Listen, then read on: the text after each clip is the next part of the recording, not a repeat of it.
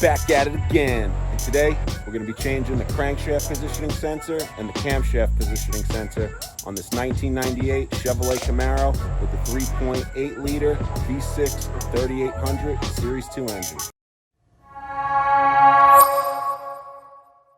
All right, y'all, so the issue I'm having with this car is that it randomly won't start and it randomly will stall out. So I'm assuming that it's either going to be the crankshaft positioning sensor or the camshaft positioning sensor. And we got the 3800 Series 2 V6 here. So first thing we're going to do is we're going to go at the easy one, the camshaft positioning sensor, which is right down there. Now, I didn't buy new ones. I have these used ones because I have like 3 of these engines, or yeah, 4 of these engines actually. So yeah, I got these 2 that I got from my spare engines, and there's the camshaft positioning sensor. These are the crankshafts. I have another one there. Any y'all wondering about the twin turbo build? I ain't done nothing since we repositioned that turbo right there. So we'll be getting back at that at some point. So like I was saying, this camshaft positioning sensor is literally wide open. There's nothing in the way. All you got to do is take off this one connector here by pulling this tab and pushing down. There we go. And then we got a 3/8 socket we're going to be using to loosen this up.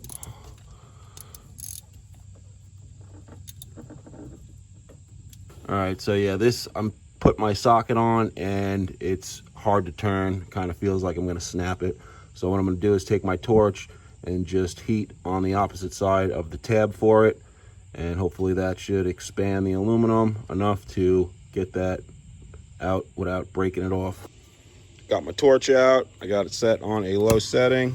This way I'm not burning up anything, and I'll try to get her down in here. This way we can just heat up the side a little. Yep, one around the belt right there. And hopefully make sure there's no wires that I could melt first. All right, nothing seems like there's wires there. I got this harness down here. And then I think I got a ground harness right there. Yeah, actually the ground harness is really close to where I'm torching, so I'm gonna grab a piece of metal to cover that. This way I don't have any chance of melting it. Put like a little heat shield over it. So I just cut this piece of sheet aluminum that I had in the garage, and yeah, I'm just shoving it down here, just like I said, to cover it up so I don't melt the wire by accident. And that's it. And then we're gonna take the torch, get it down in here, and we're just gonna heat up the area for a few seconds. Then give it a turn and see if she'll crack loose. Oh, a little fire. Something caught on fire. Hopefully it was nothing important.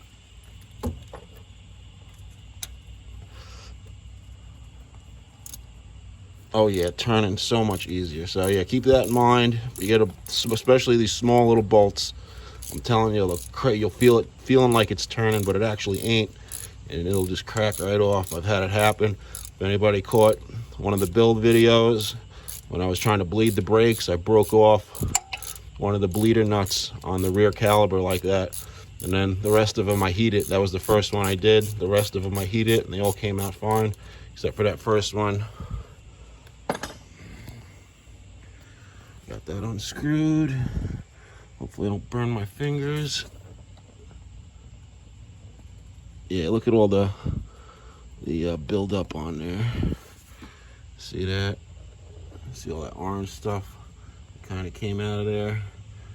Corrosion from the aluminum and I guess the steel. And we'll just give it a little wiggle. Yeah, oh, there we go. Push it up and down.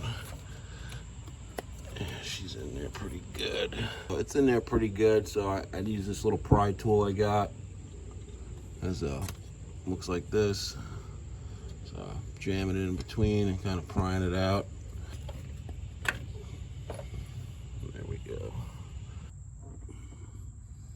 see part of the O-ring, that orange line in there. It's kind of in there, so we're going to wipe it out with a rag. And then we're going to take a piece of this Scotch-Brite here and then just clean up the inside where the gasket sits on. And this is what it looks like after I'm done doing that. If that's visible, because I can't see. And if you do happen to be following along this video, if you use the heat shield thing, don't forget to take it out, because that could be horrible. You know, if this thing ends up vibrating out into the belt, if you forget it in there, it'll rip your belt up, possibly cause other damage to the wiring harness or whatnot. There's the one I just took out, and that's the used one from one of the other engines that I'm putting in, which is in way better looking condition, even though that don't mean nothing. But we're gonna put a little dab of oil on this O-ring, this way it slides in nice and easy. And yeah, should be good to go to reinstall it now. And we are going to take this wire wheel, or if you have a wire brush, we're going to clean all the threads out on the bolt. And then also I'm going to take this brake cleaner and spray it down into the hole where the bolt goes, just to help clean any of that build up corrosion stuff out of there, just in case.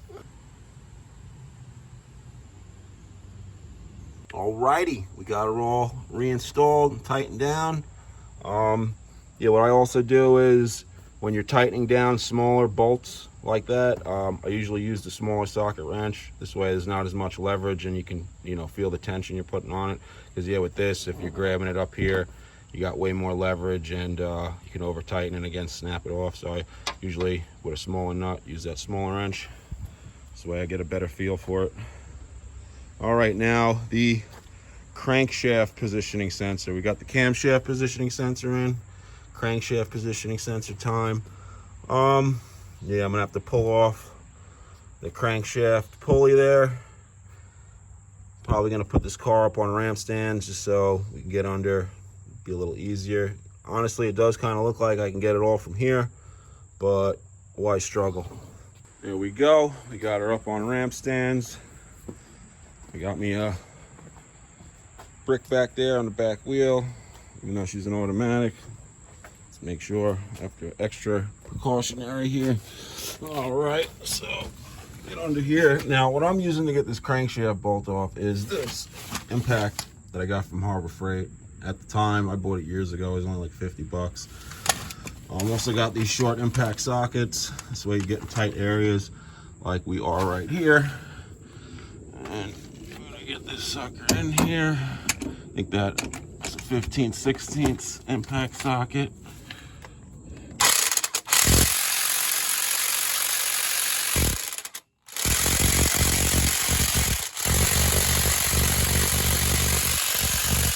So she's being stubborn. I got me some of this WD-40, and we're gonna spray her on the bolt, and hopefully that'll help out a little.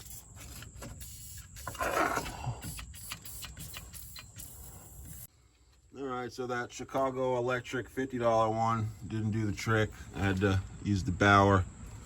And yeah, she came in clutch and got her off. Alright, so this Bauer impact's actually 1,050 foot-pounds. I looked it up because it didn't say it on here. I just don't think it does. So I'm blind. I don't know, I have this bad thing where I overlook stuff. That's right in front of my face. Yeah, you gotta take it out by hand because there's not enough room after having that impact in there to get this all the way out. So there we go, got her out. That is regular thread. I think sometimes these are reverse thread, but yeah, lefty loosey. I gotta get the belt off, and we're gonna have to get a puller tool to get this off. Oh yeah, and disconnect your battery first when you're unplugging and plugging in these sensors, I guess. That's what they say when you're working on these. Unplug the battery if you're working on anything electrical. So I did, just for the sake of this video. All right, so I got my dad's old school puller tool on here. Yeah, if you don't have a puller tool, you can go to Advanced Auto, AutoZone, and O'Reilly's. They usually do the rent-a-tool deal where you lay out the money to borrow it, and then they give you a full refund to use it. So I had to thread the bolt. I threaded that back halfway in, then I set the tool, and yeah, now we're going to get a wrench on this back piece here and crank it out.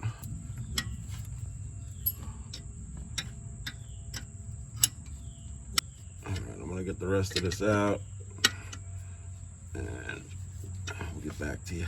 Now, some of these crankshaft pulleys, you want to set the engine back at top dead center, so you know it's aligned properly, but you can also make marks. And I think there's a keyway on this one, so I don't think you can mess it up. I did an LT1 once, and there is no keyway, and that one's specific. You actually have to set it, or make sure you make marks on it before you take it off. All right, she popped. I gotta take the bolt back out, and hopefully it just wiggles off now. It's loose enough. And I really do hope this one's got a keyway. Yeah, you can see in there a little slot, so there's a keyway. You can't mess this one up, so you don't have to set this one to top dead center. Put this off to the side, and there it is, right there. The crankshaft positioning sensor clip right here, holding this wiring harness on, so you gotta get that out the way, and then I think it just pulls off. Yep, pull that off of there.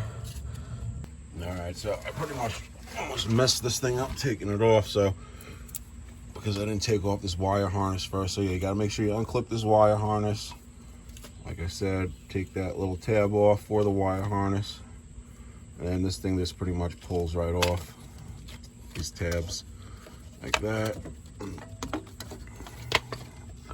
And then we got this bolt here we gotta take out, that plastic tab that also goes on there, and then this bolt right here. All right, dinner time, boys. We got the Hawaiian special. Oh yeah, and make sure you put safety glasses on, because I was just under the car trying to get that plastic piece off, and crud fell into my eye, and I had to go upstairs and flush my eye out. So when you go into the car and you're looking up, make sure you get them glasses on. And then we got our 1/2-inch socket with a little extension on there. And yeah, these are 1/2-inch bolts, and yeah, they're coming out nice and easy. That one loose, and we'll get this one loose. There's the one I just took out, all cruddy. And then here's my 2 used ones, which I think I'm just gonna go with this one because it looks cleaner. But that don't mean nothing. Still could be not good. This just came out of an engine I pulled out of the pick and pull.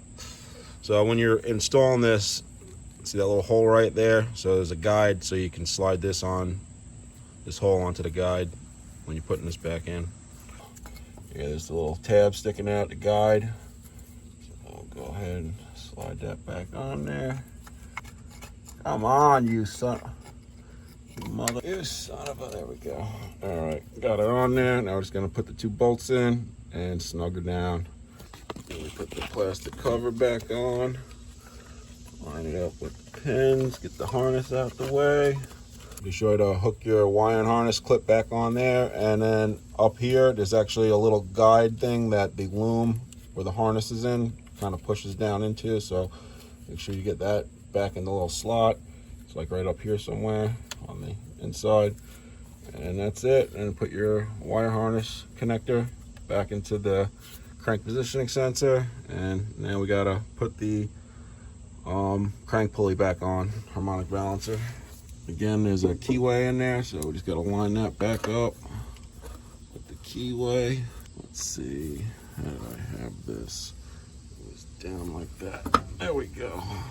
All right, got it into place.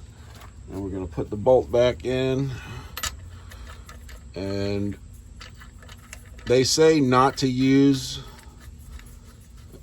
I mean, I'm pretty sure they say not to like use the impact to put this back down, but I am. I think they say that. I'm not sure, but yeah, I'm gonna take the impact and I'm gonna drive it back down. Drove it down with the impact, went down nice and smooth. Yeah, maybe just want to put some oil on the shaft or whatnot when you're doing that, so it goes on nicely, which I think there was already oil on the shaft. from when I took it off, so I didn't have to do that. And also with the, there might be a torque spec for this. I'm not really sure what it is. You'll have to look that up.